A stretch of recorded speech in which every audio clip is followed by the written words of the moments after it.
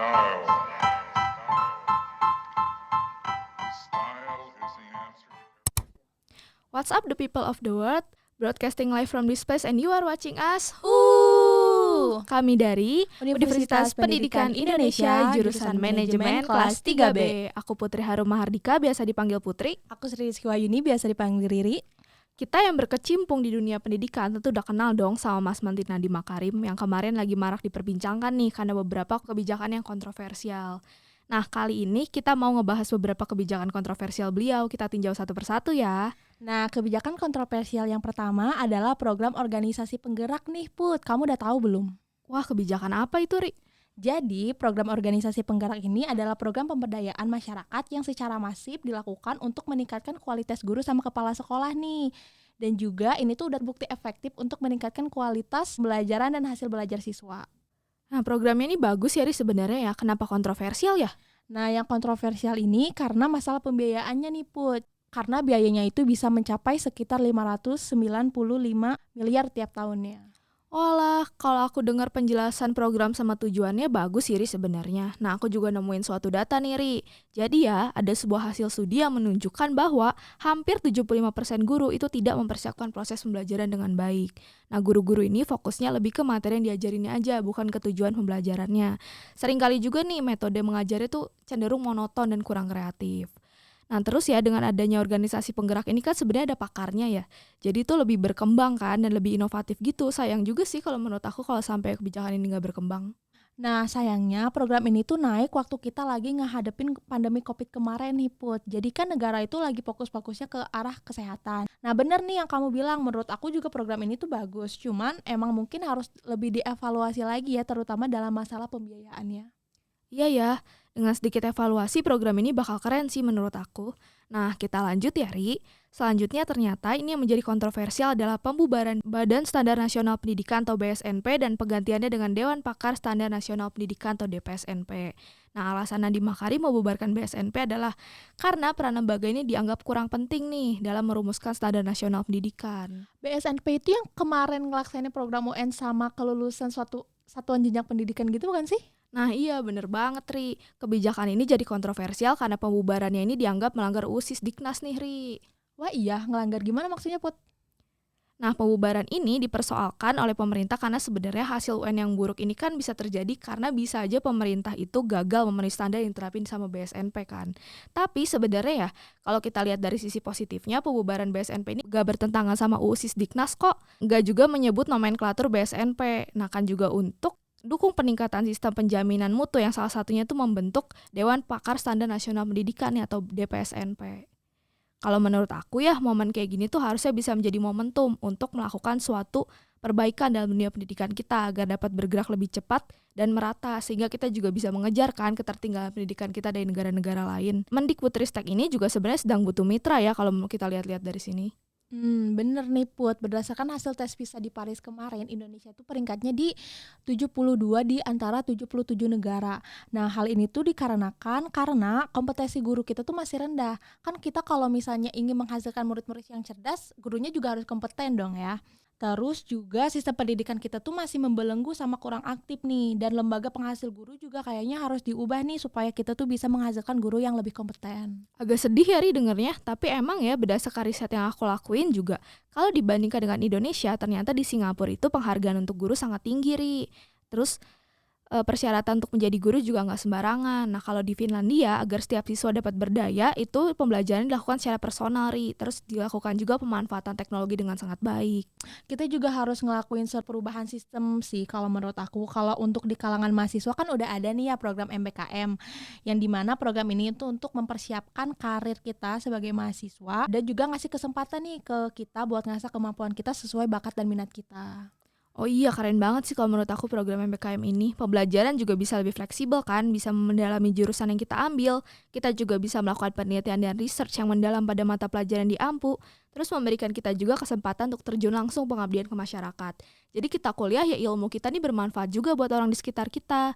Nah, ini juga kan bisa dipakai untuk mempersiapkan kita di dunia kerja. Karena kan semakin lama pengangguran tuh semakin banyak ya. Tahun ini aja pengangguran tuh udah mencapai 8,4 juta orang. Tapi aku dengar-dengar ya, Ri, tentang MBKM ini, program ini juga masih jadi kontroversial ya. Ya, Bener banget Put. Jadi emang sih sebenarnya program ini tuh keren banget dan ngasih kita banyak manfaat. Cuman prosedurnya itu harus lebih direncanakan dengan baik sih, termasuk dalam hal SDM-nya. Kayak harus dipersiapin mateng-mateng, soalnya kan untuk mengubah sistem ini kan bukan suatu hal yang gampang ya. Jadi kayak masih banyak banget yang gelagapan soal program ini. Nah, kalau menurut aku ya kalau pendidikan kita mau berubah ke arah yang lebih baik ya perubahan sistem harus dilakukan sekarang juga kan. Dan harus ada juga nih dukungan dari berbagai pihak supaya kita tuh bisa bergerak ke arah yang lebih baik. Nah, terus ada lagi nih Put, kontroversi dari Mas Menteri, yaitu yang dia bawa 400 orang bayangan ke kementerian. Ah iya Ri, gimana itu maksudnya? Jadi pas di konferensi PBB kemarin, Pak Nadiem itu bilang kalau ada organisasi bayangan sejumlah 400 orang yang tugasnya itu untuk merancang produk kementerian, dan 400 orang ini kayak merujuk ke government teknologi yang isinya tuh kayak anak-anak muda yang dulunya tuh kerja di startup sama teknologi company. Terus yang aku lihat kemarin sih, yang aku cek di teknologi.kemendikbud.go.id, ada beberapa kayak aplikasi gitu yang udah mereka ciptain, kayak program aplikasi mereka belajar yang isinya tuh kayak pelatihan-pelatihan untuk guru, kepala sekolah untuk meningkatin kualitas mereka, dan ada banyak lainnya. Nah itu kenapa jadi kontroversial Ri? Bukannya bagus ya? Nah, ada satu cuitan nih yang menarik di Twitter dari Samsi Ali, yang dia itu mempertanyakan kenapa si Pak Nadiem Makarim ini kayak membuat shadow organization yang nampaknya tuh kayak menentukan segalanya gitu. Terus kementerian sama jajarannya itu tugasnya ngapain gitu. Bener juga sih, soalnya kan kalau kita memperkerjakan orang lebih banyak otomatis kan harus tambah gaji juga ya.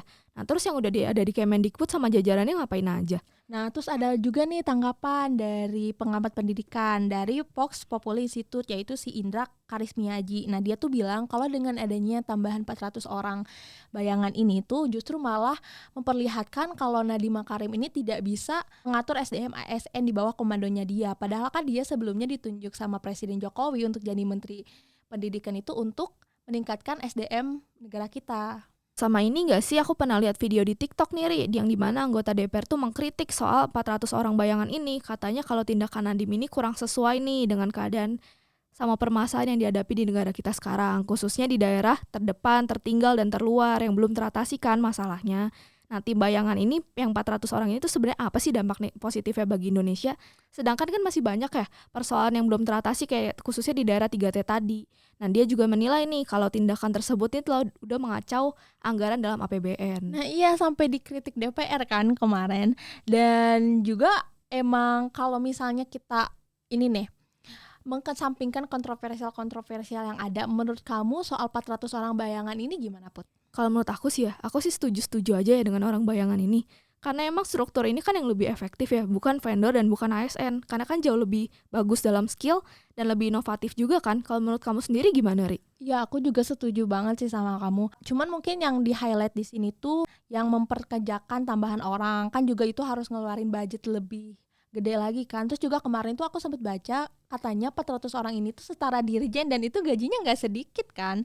Terus juga ada yang tadi masalah di 3T tadi yang masih belum dikelarin. Terus juga sebenarnya tuh yang aku tahu nih, Pak Presiden Jokowi nunjuk Mas Menteri untuk menjadi Menteri Kementerian ini, Menteri Pendidikan ini, selain untuk meningkatkan SDM juga untuk mempersiapkan kita di masa digitalisasi seperti sekarang. Ya benar sih, sebenarnya kan kalau menurut aku ya, permasalahan utama negara kita ini sebenarnya masih kolot ya Ria. Betul. Belum siap menerima perubahan nih, selain karena ya masalah dana juga. Terakhir ada lagi nih satu kontroversial dari Mas Menteri, yaitu soal dihapusnya ujian TKA di UTBK 2023 besok. Tapi ya Ri, ini kan bukan termasuk kontroversial kan, soalnya kan tujuan dari penghapusan TKA ini salah satunya tuh untuk menghapus kesenjangan juga nih antara siswa yang mampu bimbel dan tidak untuk mempersiapkan masuk PTN ini.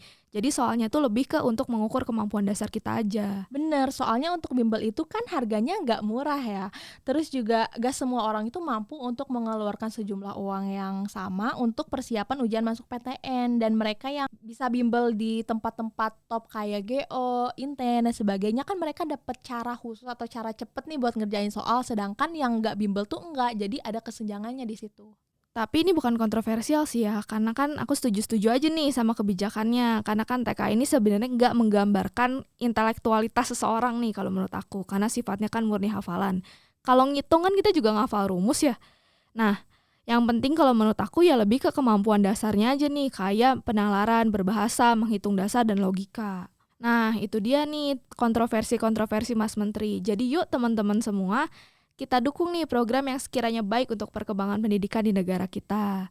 Terima kasih ya Riri sudah mau menjelaskan ke aku dan ke kita semua tentang beberapa kebijakan kontroversial Mas Menteri Nadiem Makarim ini. Makasih juga Putri udah mau berdiskusi bareng aku. Dan makasih juga teman-teman semuanya. Terima kasih teman-teman semua. Kami pamit undur diri dulu ya. Sampai jumpa di pembahasan berikutnya.